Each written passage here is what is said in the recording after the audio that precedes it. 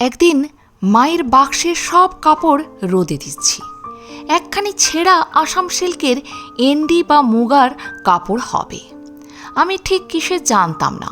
কাপড় দিয়ে একটু ছেঁড়া দেখে বললাম, মা এই কাপড়টা ফেলে দিই, এটা ছিঁড়ে গেছে।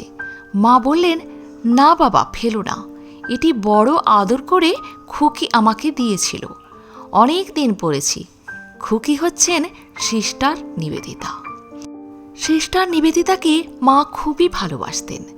যেদিন স্বামীজি নিবেদিতাকে মাকে দর্শন করতে পাঠান, তার খুবই ভয় ছিল যে মা পাড়াগাঁয়ের মেয়ে, তাকে না ম্লেচ্ছ ভেবে দূর দূর করে তাড়িয়ে দেন। তারপর মা জানেন না ইংরেজি, আর নিবেদিতা জানেন না বাংলা।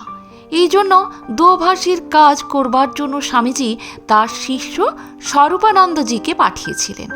উনি নিজে গিয়ে সিস্টার নিবেদিতার পরিচয় করিয়ে দিতে মা খুব খুশি। যখন মা নাম জিজ্ঞাসা করলেন, তখন নিবেদিতা ইংরেজিতে বললেন, আমার নাম মার্গারেট এলিজাবেথ নবেল।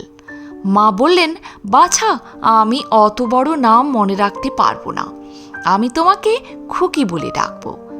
স্বরূপানন্দজি তখন বুঝিয়ে নিবেদিতাকে তর্জমা করে বলে দিলেন, mother will not be able to utter such a big name, she will call you baby.